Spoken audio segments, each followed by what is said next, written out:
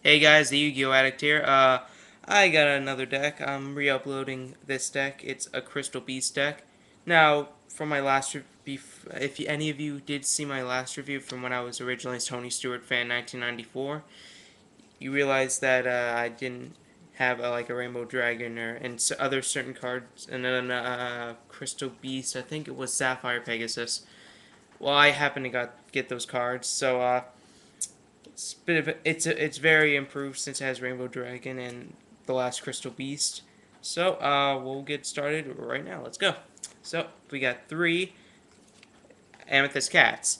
Now her ability is that it can attack the opponent directly, and if it does, then its attack is halved, meaning, and she has 1200 attack, so she'll have 600. But if you equip her with like Crystal Release, then that'll work as well, and you'll put 1,000 points of damage to your opponent. Like all Crystal Beasts, if she's destroyed while in the monster card zone, then she is sent to the spell and trap zone as a continuous spell card instead of sending it to the graveyard. Now, just as on a side note, if all the spell and trap zones are taken up, then you can't put a Crystal Beast there. So it's just going to have to go to the graveyard. Next, we have three Topaz Tigers. Now, if it attacks an opponent's monster, it gains 400 attack during the damage step, so that's very good, because say your opponent's monster had 1900, this would have 1600. They would attack, and it would lose, but if it attacked them, it would gain 400 attack points, making it 2000, and they would lose the battle. So that's pretty good, and like I said, all Crystal Beasts, if it's in the monster card zone, yada yada. It goes into the spawn trap zone. Next we have three Amber Mammoths. If a face-up Crystal Beast monster you destroy is selected as an attack target, you can switch it to this one. And that's pretty good because he's one of the strongest. He has 1700 attack points. And like I said, he gets sent, like I said before, he gets sent to the spawn trap zone if he's destroyed in the monster zone, which is pretty good. Like all of them. Yep. Now we have one Crystal Beast Sapphire Pegasus. If he is normal, flipped, or special summoned, you can take a Crystal Beast from your deck and put it in the Spell and Trap Zone. And like all others, he is sent to the Spell and Trap Zone himself if he is destroyed in the Monster Card Zone. Now, I only have one of him because when I bought a booster box for the Crystal Beast, he was not part of the collection, which I think is really stupid. I mean, what's the point of having like the 6 of the Crystal Beasts, not all 7? But yeah, so I only have one. If it's removed from play, I can't do anything. If he's removed from play, it's the deck. The deck is kind of useless after that. But you can still do some stuff. Next, we have three Emerald Tortoise, and once per turn, you can switch to defense mode. One monster that has attack, one of your monsters that has attack. So you could attack directly with this guy, and then switch him back to defense mode with it, and he has a defense of 2,000, which is really good. Next we have three Crystal Beast Ruby Carbuncles. And if it's special summoned, you can special summon as many Crystal Beast monsters as possible from the Spell and Trap Zone. And you guys know the effect of Crystal Beasts, I hope, by now. I've said it probably about 5 times.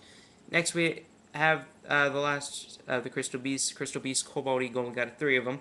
And you can return one face of Crystal Beast monster you control to the top of the deck. Now that would be a good combo with Sapphire Pegasus, since his effect allows you to, when he's normal summoned, flip summon, or special summon, you can select a Crystal Beast from your deck and put it into the Spell and Trap Zone. So that's a good, like, continuous combo. At least I think it is.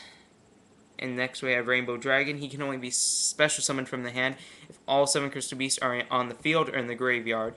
And you can't activate his effects right when he's summoned, but the next turn, or even on your opponent's turn, you can activate one of these effects. You can send all Crystal Beast monsters you control to the graveyard, and for each one sent to the graveyard, it gains 1,000 points.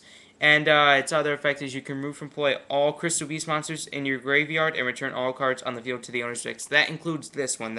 This is not excluded from that effect. So that effect is okay if you're like in a tight situation, and the other effect is just amazing, I think. And next, final monsters, 2 Magna/Dragons. They're good because you can send a face-up continuous spell card you control to the graveyard to destroy one spell or trap your opponent controls.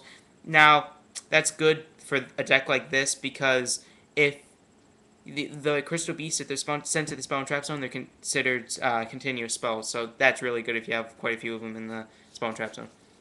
Next, we have two of these, two Twisters. You pay 500 life points and you're allowed to destroy one spell or trap card. We have three Crystal Blessings. Oh, yeah, three Crystal Blessings. You can select up to two Crystal Beast monsters in your graveyard and put them in the Spell and Trap Zone. And next we have two Crystal Releases. It increases the attack power of any Crystal Beast you equip it to by 800, and you put once it's sent to the graveyard, one Crystal Beast monster from your deck in your Spell and Trap card zone. What the heck? Oh, one monster from your deck into the Spell and Trap Zone. I misread that. I am very sorry. Next we have three of these. Three Crystal Beacons. You can, if there are two more Crystal Beasts in your Spell and Trap Zone, you can select a Crystal Beast from your deck and put it on the Monster Zone. We have two of these, two Crystal Abundances. I think these are the best spell cards out of all of them, even though it's one of the most difficult to accomplish. You have to have 4 Crystal Beasts in your Spell and Trap Zone, and if you do, you send all the cards on the field to the graveyard, and then you special summon as many Crystal Beast monsters as possible onto the field up to the number of your opponent's cards that were destroyed. So if your opponent had like 3 cards, you could special summon 3 Crystal Beasts from your graveyard, which is a really good effect. But if they don't have many cards on the field, like 1 or 2, that's not really a good effect. But it can still help. You can still do some good damage. Next we have 2 field spells, Ancient City, Rainbow Ruins. This one has a lot of effects. If there's 1 Crystal Beast in the Spell and Trap Zone, it can't be destroyed by a card effect. If there's two or more Crystal Beasts in the Spell and Trap Zone, once per turn you can have the battle damage you take. If there's 3 or more, you can select 1 Crystal Beast monster you control to the graveyard and negate the activation of a spell or trap card and destroy it. 4 or more, you can once per turn during your main phase, you can draw 1 extra card. And if you have 5 or more, which is the maximum 5, once per turn during your main phase, you can special summon 1 Crystal Beast monster from your spell or trap zone. Now I'm going to kind of rush through this because I only got a few minutes left. We got Crystal Tree.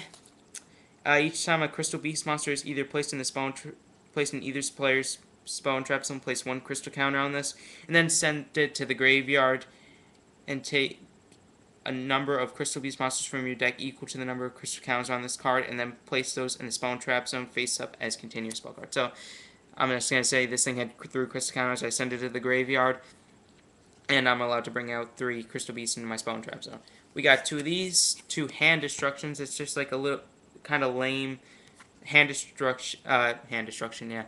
It's kind of a lame card destruction. You discard 2 cards and draw 2 more. Now that would be good for like an Exodia deck.